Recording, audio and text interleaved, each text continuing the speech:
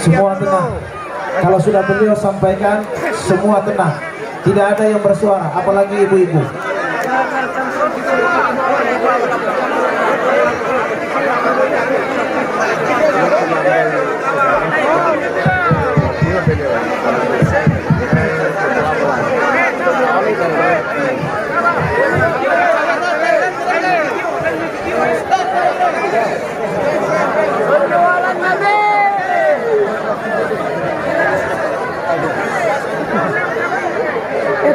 Sebelum saya mulai, saya harapkan kepada seluruh hadirin hadirat, bapak-bapak, khususnya ibu-ibu, tolong jangan ada yang ribut. Tolong kalau ada yang berdiri nutupin yang belakang, tolong duduk biar yang belakang bisa kelihatan. Ya, kalau ada yang berdiri, biar semuanya kelihatan. Dan sebelumnya saya minta maaf. Saya minta maaf kepada yang lebih tua, kepada para sesepuh-sesepuh, karena saya duduk di kursi. Karena kalau berdiri saya udah nggak kuat, udah nggak kayak dulu. Saudara-saudara sekalian, sebelum saya mulai, saya teringat 12 tahun yang lalu, ketika itu saya pernah ceramah di daerah sini, di Sapir. Saya ceramah tepat, saya masih ingat waktu itu nggak pakai mic, dan saya masih tahanan luar waktu itu. Saya baru bebas penjara, tahanan luar. Saya ceramah di depan rumah almarhum Haji Karim. Mana rumah ini? Rumah beliau mana? Sana ya, lewatan. Itu pertama kali saya ceramah di Sapir. Dan alhamdulillah Haji Abdul Rahim, ya, almarhum, sama istri beliau. Saya pertama datang, saya nginap di situ waktu nikah sama Fadlul. Dan alhamdulillah setelah 12 tahun berlalu, saya bisa datang lagi ke sini dan bisa memberikan walaupun sedikit nasihat, insya Allah bermanfaat. Saudara-saudara, sebenarnya saya datang kemari itu karena sudah lama saya tidak nengok saya punya mertua, Umi Zaitun. Jadi sebenarnya tidak ada agenda acara seperti ini, nggak ada. Jadi agenda keluarga saja. Makanya saya bilang sama polisi, tentara, aparat, udahlah biasa-biasa aja. Gak usah terlalu tegang, orang acara keluarga kok. Semua masyarakat Dombojo, masyarakat Sape, keluarga saya. Ini biasa aja, gak usah terlalu ketakutan, terlalu tegang. Saya bahas Jokowi lah, bahas pemerintah lah, biasa aja. Betul? Semua di sini saudara saya kok. Saya datang pulang kampung, betul? Betul. Oleh karenanya, pasang hati, pasang telinga, dan dengarkan sedikit nasihat yang saya sampaikan. Assalamualaikum warahmatullahi wabarakatuh. Waalaikumsalam warahmatullahi wabarakatuh. Alhamdulillah. Alhamdulillahil qawiyyi sultanuh, al-wadihil burhanuh, al-mabsut fil wujud karamuhu wa ihsanuh. Allahumma salli wa sallim wa barik wa karrim wa azim ala nuril anwar wa sirril asrar wa tiryakil aghyar wa miftahi babil yasar sayyidina wa maulana Muhammadinil Mukhtar wa alihil adhar wa ashabihil akhyar adada ni'amillahi wa ifdalih, amma ba'd. Yang saya cintai, yang saya muliakan segenap para alim ulama, para habaib, para dzurriyyah Rasulullah, para alim ulama, para kiai, para ustadz, para guru-guru agama, sebagai pewaris keilmuan Rasulullah sallallahu alaihi wasallam, para tokoh masyarakat, para sesepuh, para aparat pemerintah, wabil khusus segenap panitia dadakan peringatan Maulid baginda Nabi besar Muhammad, wabil khusus ami-ami, tahu ami kan? Ami itu sesepuh habaib yang tua-tua yang saya tidak bisa sebutkan namanya, para ustadz-ustadz, Ustadz Khairuddin, Ustadz Subhan, terus ada ustadz apa lagi, para ustadz-ustadz semua. Wabil khusus yang saya cintai, yang saya muliakan, segenap keluarga besar, mertua saya Umi Zaitun, Umi Kulsum dan beserta seluruh kakak adik keluarga besarnya, keluarga besar Balghais bin Syawbakar, Idrus, kemudian Baharun dan seluruh yang ada di sini beserta khususnya yang saya cintai dan yang saya muliakan, yang saya banggakan, yang saya rindukan, seluruh masyarakat Desa Toi, masyarakat Kampung Toi, Desa Rasabau, Kecamatan Sape, Kabupaten Bima, beserta para tamu-tamu undangan yang dari Bima Kota, yang dari Bima Kabupaten, yang dari Dompu, beserta dari daerah-daerah lain yang saya tidak hafal namanya, yang selalu dimuliakan oleh Allah Subhanahu wa Ta'ala. Saudara-saudara sekalian yang dimuliakan oleh Allah, singkat saja saya akan menjelaskan secara rinci. Saya akan menjelaskan secara rinci, sedikit rinci, tetapi insya Allah padat. Yang penting kalian benar-benar pasang hati, pasang telinga, dan dengarkan sedikit penjelasan saya tentang apa itu Maulid Nabi Muhammad SAW. Saudara-saudara, kita duduk pada malam hari yang mulia ini di tempat yang penuh dengan keberkahan ini. Kenapa saya bilang tempat ini penuh dengan keberkahan? Karena tempat ini pada malam hari ini menjadi tempat turunnya rahmat, tempat turunnya hidayat, tempat turunnya inayat, tempat turunnya maghfirah, tempat turunnya pengampunan. Kenapa? Karena duduknya kita di majelis ini adalah majelis ilmu, ini majelis warisan Nabi Muhammad SAW. Saudara-saudara, Sayyidina Umar bin Khattab radhiyallahu an, apa kata beliau? Innallaha lam yahluk fi wajhil ardi turaban afdal min majlisil ilm. Sesungguhnya Allah tidak pernah menciptakan di muka bumi sejengkal tanah yang lebih mulia selain daripada tanah yang digunakan untuk mencari ilmunya Allah. Saudara-saudara, karpet yang kalian duduki, terpal yang kalian duduki, bahkan tanah yang kalian duduki, demi Allah lebih mulia daripada kursi yang diduduki oleh para penguasa-penguasa dan para presiden serta penguasa. Loh, kok bisa begitu? Ya, karena karpet yang kalian duduki kalian pakai untuk mencari ilmu, untuk menghadiri maulid Nabi, memuliakan Nabi, mengagungkan Nabi. Dalilnya apa? Saya kasih contoh begini. Ada satu syair bunyinya begini: alam taro jildal haqira mugabbalan bisagafi lamma ansoro jildal mushafi. Tidak pernahkah kalian melihat kulit-kulit yang tidak bernilai, kulit yang tidak berharga, itu kulit dicium di mulut-mulut ketika kulit itu menjadi sampul daripada ayat suci Al-Quran. Saya kasih contoh. Saya potong kambing ya. Saya potong kambing, saya ambil kulitnya, saya jemur, ini kulit kambingnya, saya bagi dua kulitnya. Sama nggak kulitnya?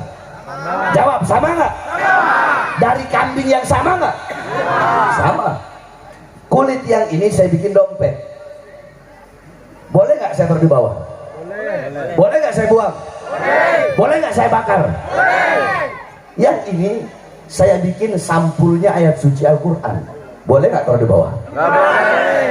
Harus taruh di tempat yang tinggi, di atas. Megangnya boleh nggak pakai wudu? Nggak boleh. Harus pakai, harus suci. Padahal kulitnya sama nggak? Tapi cara perlakuannya beda nggak? Nah, begitupun karpet yang kalian duduki. Karpet yang kalian duduki menjadi mulia, dan kalian yang duduk menjadi orang-orang yang mulia, yang dimuliakan oleh yang maha mulia, karena kalian duduk di sini memuliakan makhluk yang paling mulia, yaitu Nabi besar Muhammad. Jadi jangan kalian pikir kalian duduk di sini memuliakan Nabi, terus Nabi yang tambah mulia. Enggak. Kalian duduk memuliakan Nabi, bukan Nabi yang bertambah mulia, tapi kalian yang jadi mulia karena telah memuliakan Nabi Muhammad. Kalian yang menjadi agung karena telah mengagungkan Nabi Muhammad. Kalian yang menjadi terpuji, kalian dipuji oleh para malaikat, oleh para penduduk langit yang jumlahnya 10:1 dengan penduduk bumi. Kalau penduduk bumi ada 10 miliar, penduduk langit ada 100 miliar. Kalian dipuji oleh para penduduk langit. Kenapa? Karena kalian memuji baginda Nabi besar Muhammad. Saudara-saudara sekalian, dalam Al-Quran Allah subhanahu wa ta'ala berfirman, Qul bifadlillah wa birahmati fabidzalika falyafrahu. Katakanlah, dengan karunia Allah dan dengan rahmat Allah, maka dengan karunia dan rahmat tersebut falyafrahu, hendaknya mereka bergembira. Kalau kalian ada yang nanya, Beb, apa sih dalilnya maulid? Kalau semua ada yang nanya sama kalian, au dalil maulid? Au gomi bikin maulid gomi ya?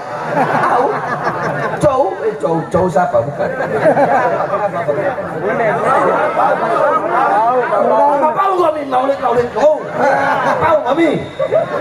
Kasih ayat tadi, kul bifadlillah wa birahmatih fabidzalika falyafrahu.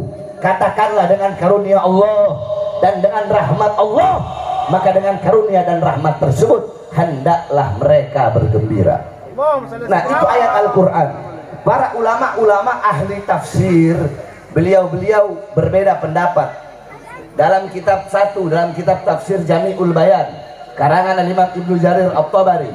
Kemudian yang kedua dalam kitab tafsir Ma'alimut Tanzil, karangan Imam Baghawi. Jami'ul Bayan, karangan Imam Ibnu Jarir At-Tabari.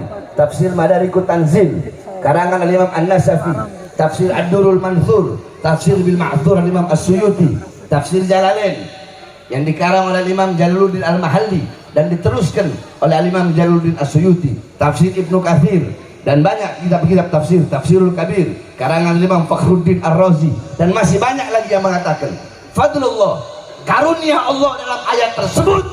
Ada yang mengatakan ilmu, ada yang mengatakan akal. Adapun rahmat Allah, ada yang mengatakan iman, ada yang mengatakan Islam, ada yang mengatakan juga Nabi Muhammad. Tapi kalau kita mau pakai tafsir bil ma'thur, tafsir bil ma'thur itu menafsirkan ayat Al-Quran dengan ayat yang lain. Contoh, dalam ayat tadi kan Allah bilang siapa? Rahmat.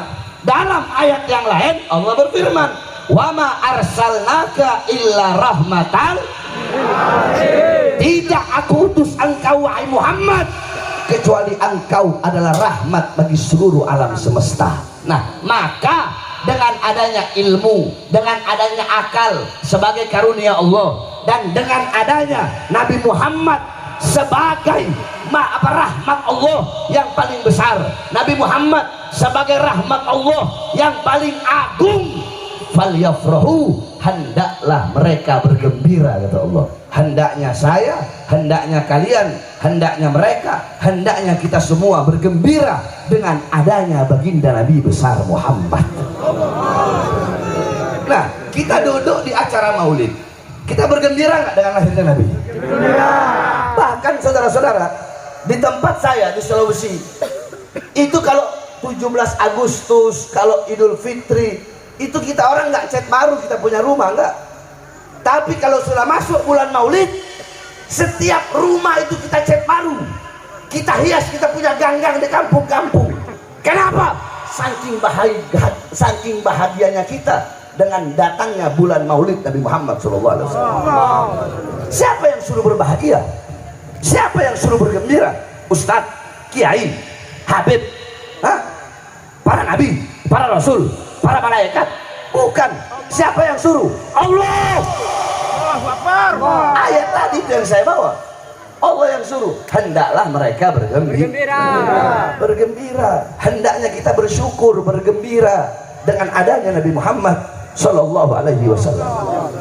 Saya tanya masyarakat di Sape, tahu nggak puasa Asyura? Puasa Asyura, puasa 10 Muharram, tahu nggak? Tahu kan? Hukumnya apa itu? Sunnah. Tahu nggak asal usulnya? Mau saya kasih tahu? Jadi pada hari Asyura 10 Muharram itu Allah banyak memberikan kenikmatan dan pertolongan kepada para nabi dan rasul. Ingat, pada tanggal 10 Muharram Allah menerima taubat Nabi Adam.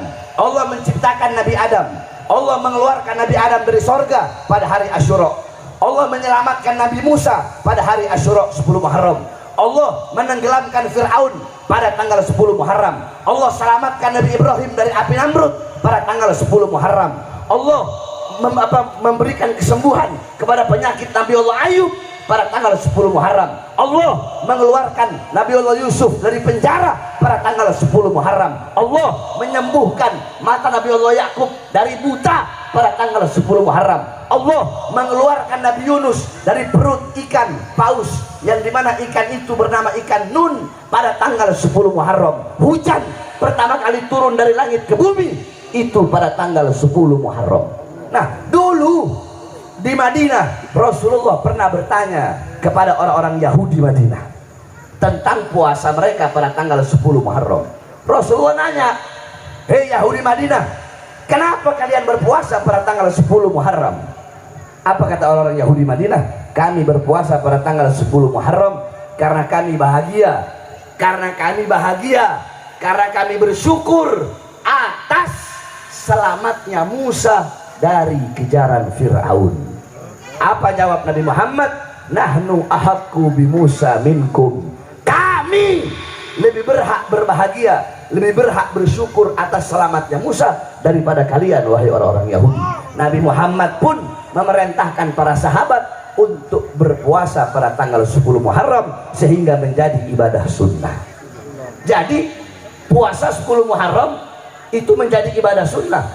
Untuk apa? Untuk bergembira dan bersyukur kepada Allah atas selamatnya Nabimu dari kejaran Fir'aun. Nah, coba kita pikir pakai akal, saudara-saudara. Jikalau berbahagia, bersyukur atas selamatnya Nabi Musa dari kejaran Fir'aun menjadi ibadah sunnah, maka bagaimana kita bersyukur kepada Allah atas selamatnya seluruh alam semesta berkat adanya Nabi Muhammad SAW. Paham? Kalau bersyukur dengan selamatnya Nabi Musa saja jadi ibadah sunnah, terus bagaimana bersyukur kepada Allah dengan terselamatkan seluruh alam semesta ini berkat adanya Nabi Muhammad? Bukankah Allah berkata, laulaka ma khalaqtul aflak? Wahai Muhammad, kalau bukan karena engkau, tidak akan pernah aku ciptakan alam semesta ini. Bukankah Allah dalam qasidah Burdah Al-Imam Busiri mengatakan, fa kaifa tad'u ila dunya daruratu man laulahu lam tukhrajid dunya minal adami. Bagaimana mungkin Nabi Muhammad akan tertarik kepada keindahan dunia, kemewahan dunia, kejayaan dunia, sedangkan kalau bukan karena Nabi Muhammad, dunia tidak akan pernah dikeluarkan dari ketiadaannya. Dunia nggak akan pernah ada kalau bukan karena Nabi Muhammad. Bahkan para nabi, para rasul, beliau-beliau terselamatkan berkat Nabi Muhammad SAW. Nabi Adam, satu contoh, saya akan memberikan kepada kalian apa-apa yang jarang kalian tahu, saudara-saudara. Nabi Adam alaihissalam, Nabi Adam itu ketika berbuat salah makan buah khuldi, Allah turunkan di India. Di mana? Di India, di bawah kaki gunung Himalaya. Siti Hawa Allah turunkan di Jeddah. Iblis Allah turunkan di Basrah. Ini ada dalam kitab Daqaiqul Akhbar. Buka kitabnya kalau tidak percaya. Kalau masyarakat sampai mau nanya apa kitabnya, buka kitab Daqaiqul Akhbar. Ada di situ dijelaskan. Nah, selama ratusan tahun Allah belum terima taubat Nabi Adam. Padahal para nabi itu maksum, terampuni dari dosa. Tapi tetap para nabi itu rasa takutnya luar biasa. Makanya tetap bertobat. Walaupun andaikan nak bertobat juga, bahkan telah diampuni dosa-dosanya. Nah, ketika di kota Mekah, dalam pertaubatannya, apa kata Nabi Adam? Ya Rabb, bihaqqi Muhammad. Ya Allah, demi hak Muhammad, demi keagungan Muhammad, demi kemuliaan Muhammad, terima taubatku ya Allah.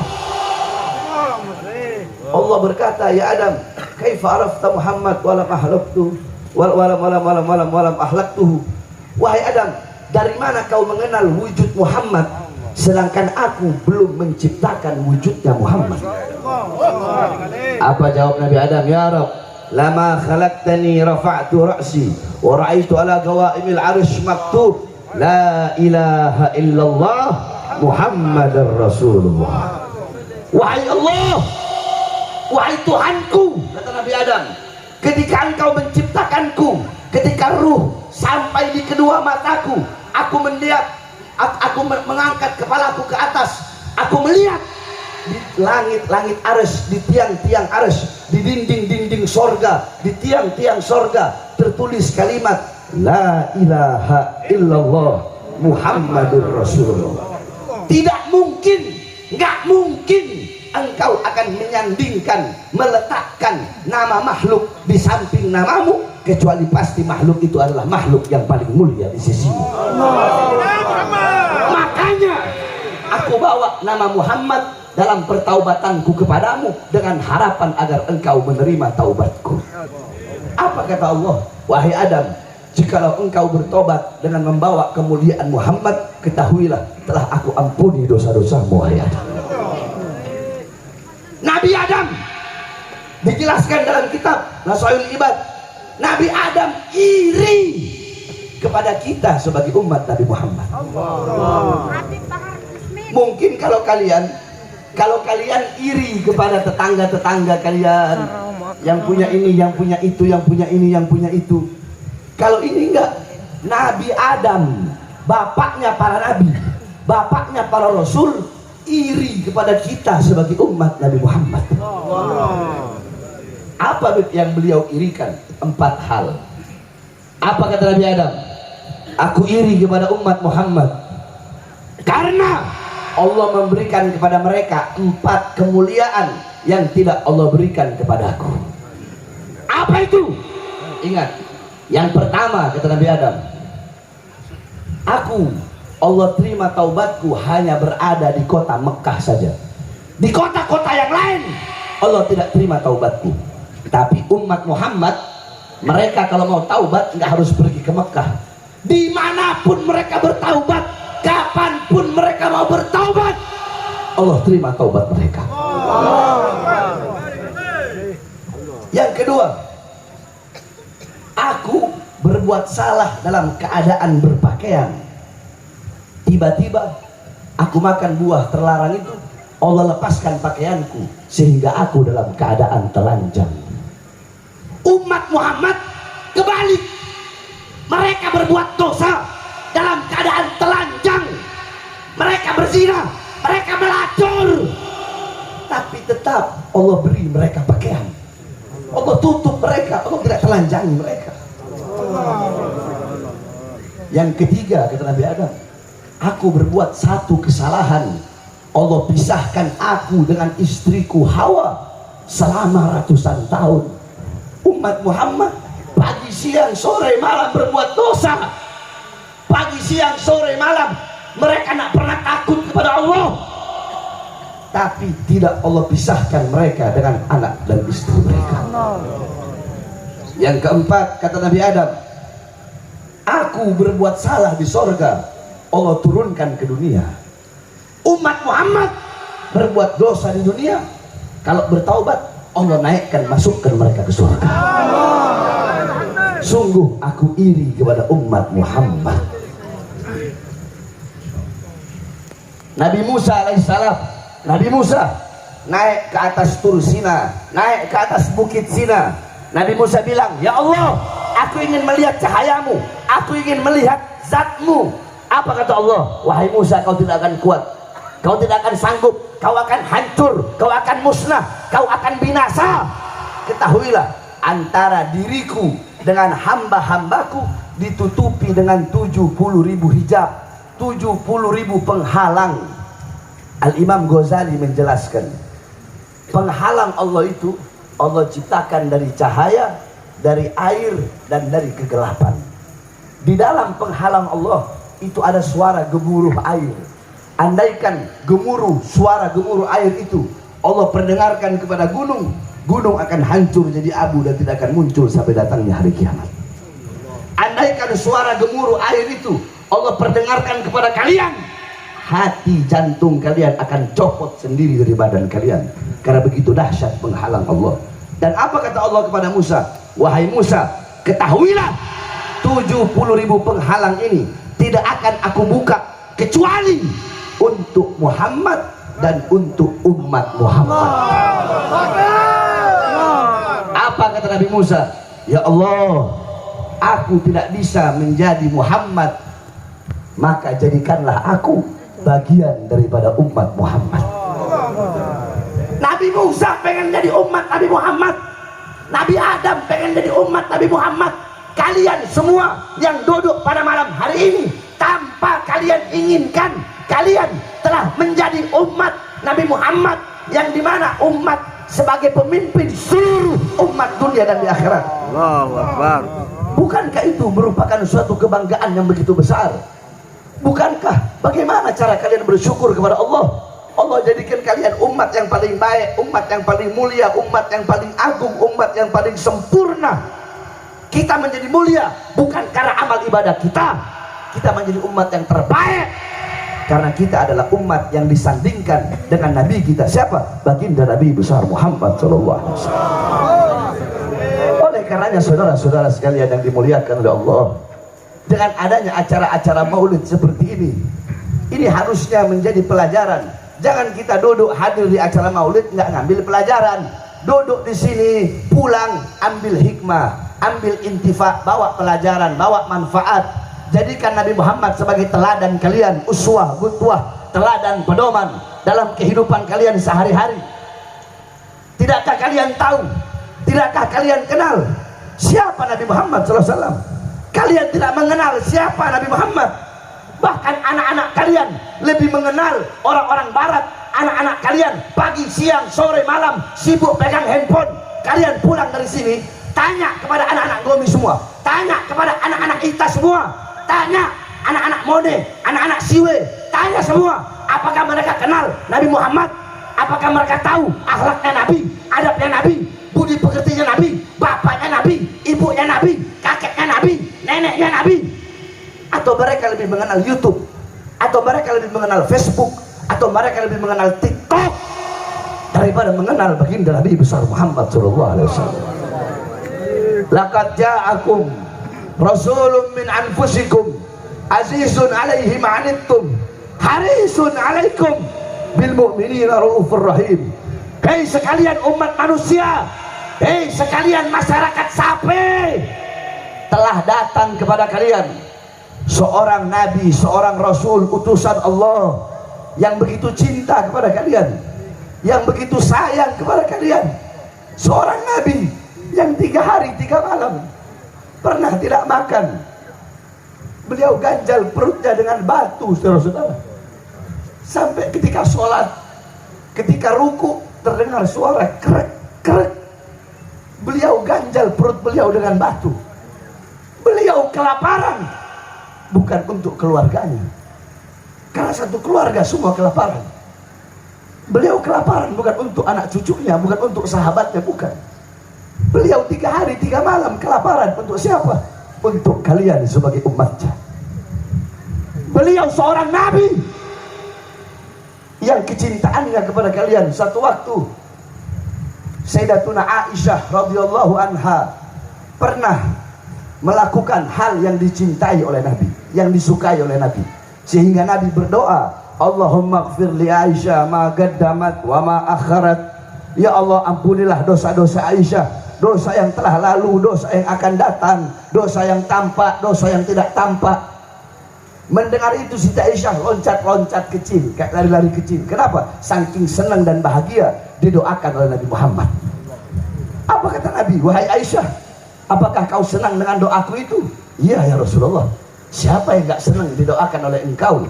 Apa kata Rasulullah? Kalau engkau senang dengan doaku itu, ketahuilah doa seperti itulah yang setiap saat aku mintakan kepada Allah untuk umatku. Sallu ala Sayyidina Muhammad. Seorang nabi yang sebelum kalian merasakan sakit, beliau telah merasakan rasa sakit kalian lebih dulu. Sebelum kalian tersiksa, beliau telah merasakan rasa siksa kalian terlebih dahulu. Sebelum kalian menderita, beliau telah menderita lebih dahulu. Apakah ada manusia, bapak atau ibu kalian atau siapapun yang pernah berkata, "Lau yushaku ahadukum bisyaukatin fi rijlih la ajidu ala ma fi qalbi." Wahai umatku, jikalau ada salah satu dari kalian yang kakinya tertusuk duri, pasti kalian merasakan sakit. Ketahuilah, rasa sakit duri yang kalian rasakan itu lebih sakit aku rasakan jauh di dalam lubuk hatiku. Seorang nabi yang pipinya pernah tertusuk tulang tembus sampai ke sebelah demi kalian. Seorang nabi yang gigi gerahamnya pernah patah. Kenapa? Berkorban agar Islam sampai kepada kalian.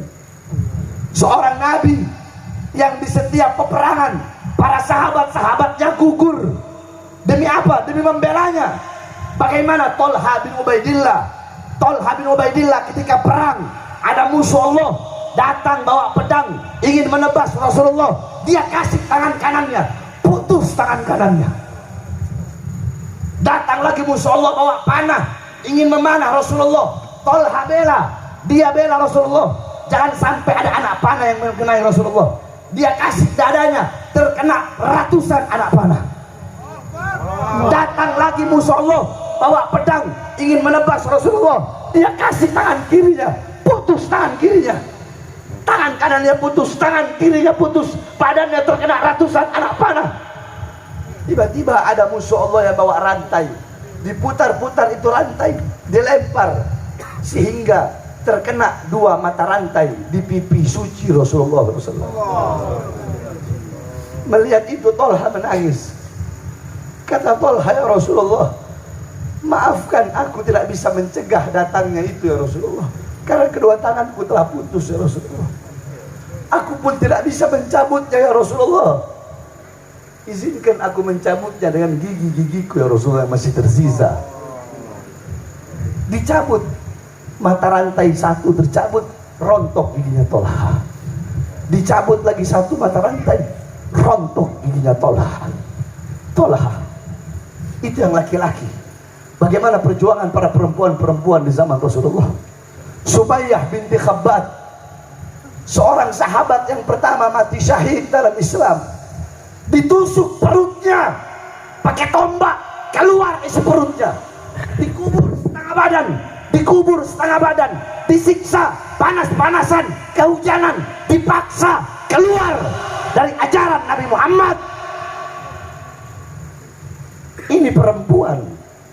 Apakah beliau lebih memilih kebebasan dunia daripada harus meninggalkan kecintaannya kepada Nabi Muhammad? Apa kata Sumayyah binti Khabbab?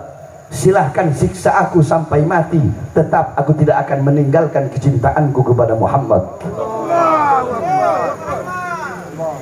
Bilal bin Rabah, seorang budak, badannya dikasih batu besar, dipaksa keluar dari ajaran Nabi Muhammad, disiksa, dicambuk, dipukul. Apa kata Bilal? "Lau gata'tani irban lamasdadtu illa hubban."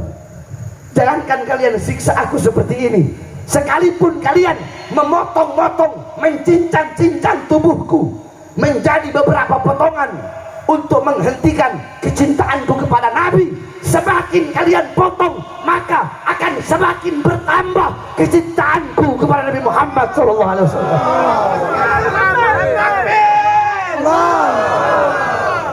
Para sahabat dan Rasulullah berjuang untuk siapa? Untuk kalian yang duduk pada malam hari ini, untuk umat Islam yang di luar sana, untuk umat Islam yang mabok-mabokan, untuk umat Islam yang menzinah, untuk umat Islam yang melacur di luar sana. Mereka semua umat Rasulullah. Coba kita lihat di Indonesia, saudara-saudara. Kau lihat malam tahun baru, kau lihat malam Valentine, kau lihat hari-hari biasa malam minggu, yang paling banyak berbuat dosa yang paling banyak berbuat maksiat, yang melacur, yang berzina, yang narkoba, yang mabok.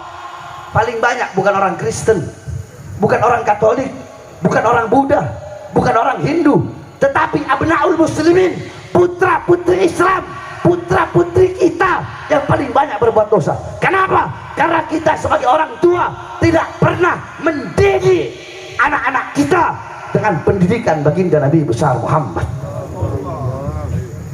Bahkan kalian tahu seperti apa kecintaan Nabi kepada kalian. Al-Imam Ali radhiyallahu anhu qala inna Rasulullah sallallahu alaihi wasallam fi akhir nafsi haradat syafataihi marratain fa'algaitu sam'i fasami'tuhu yaqulu ummati ummati faqabidha Rasul sallallahu alaihi wasallam. Saya sebenarnya paling tidak mau membahas ini saudara-saudara, karena saya paling tidak kuat kalau sudah membahas masalah ini. Al-Imam Ali bin Abi Thalib beliau berkata, di masa detik-detik terakhir wafatnya Rasulullah, beliau menggerakkan bibirnya dengan 2 kali gerakan. Aku dekatkan telingaku, aku mendengar beliau berkata, ummati ummati, umatku umatku, dan meninggallah Rasulullah SAW. Ketika itu Allah berkata kepada Jibril, wahai Jibril, turunlah engkau dengan Israel. Wahai Israel, engkau pasang muka yang paling bagus, yang paling indah dengan senyuman. Hari ini adalah hari perjumpaanku dengan kekasihku. Engkau turun dan cabut nyawa kekasihku, tapi engkau izin dulu kepadanya dengan penuh penghormatan. Apakah dia mau atau tidak dicabut nyawanya? Kalau dia mau, cabut nyawanya. Tapi kalau dia tidak mau, kembalilah kepada aku wahai Israel. Datang Israel bersama Jibril di depan pintu rumah Rasulullah, tidak berani masuk. Diketuk pintu rumah. Assalamualaikum. Pintu rumah dibuka oleh Sayyidatuna Fatimatus Zahra, yang namanya dalam Al-Quran Allah sebut dengan Al-Kausar, putri tercinta Rasulullah. Dibuka dan berkata, siapa engkau? Israel berkata, aku adalah yang memisahkan antara kehidupan dan kematian. Aku yang menjadikan anak-anak menjadi janda, menjadikan anak-anak menjadi yatim.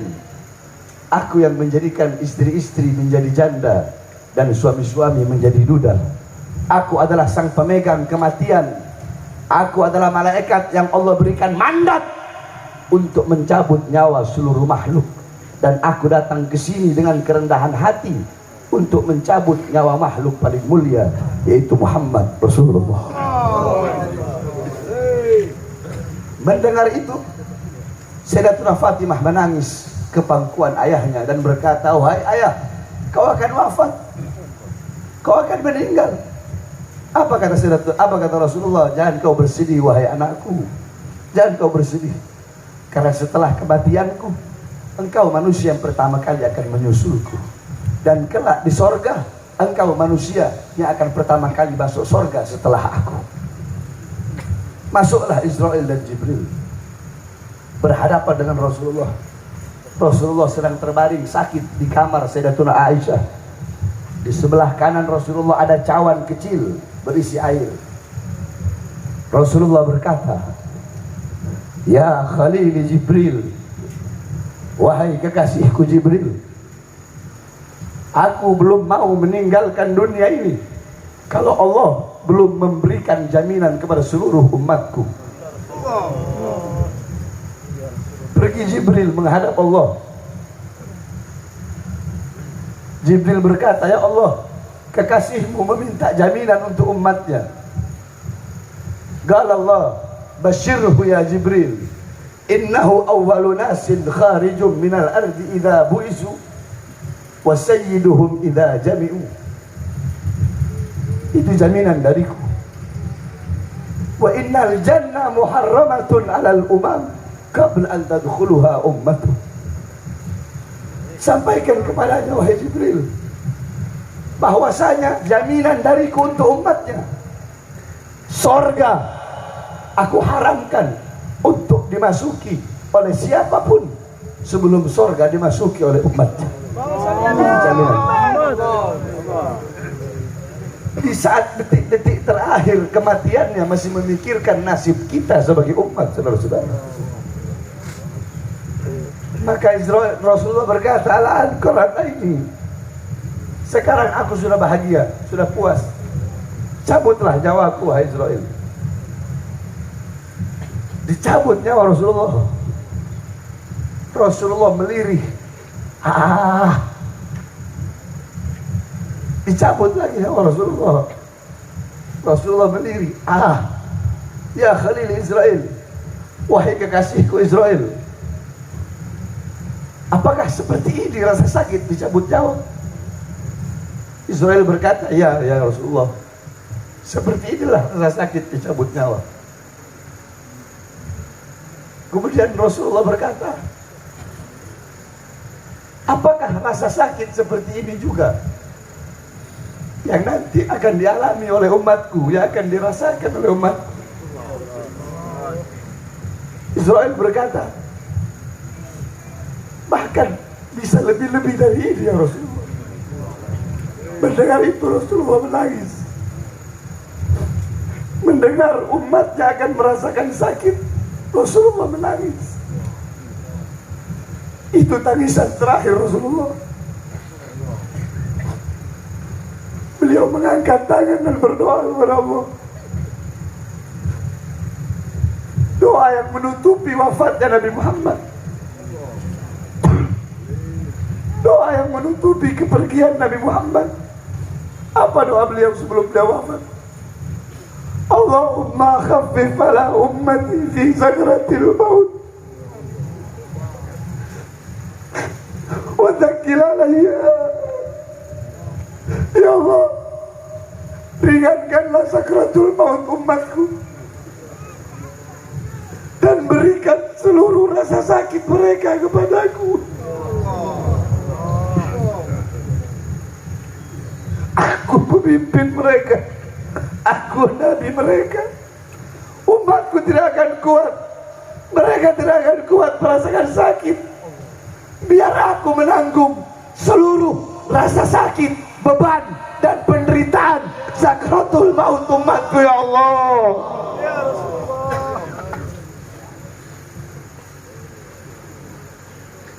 Apa yang telah kalian lakukan untuk Nabi Muhammad? Nabi Muhammad berjuang, mengorbankan nyawa, jiwa, berdakwah pagi, siang, sore, malam. Kita pendakwa sekarang enak.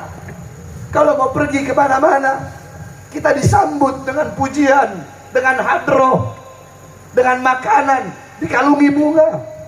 Rasulullah dulu dakwah, pergi ke kota Taif, sambutan apa? Dilempari dengan batu, dihina, dicaci, sampai ketika dahi beliau kena batu, ketika darah akan menetes di tanah Taif, beliau tampung darah itu agar tidak jatuh. Sahabat bertanya, ya Rasulullah, kenapa kau tampung darahmu? Apa kata Rasulullah? Andaikan darahku jatuh di tanah Taif, maka penduduk Taif akan ditenggelamkan oleh bumi, sedangkan mereka adalah umatku.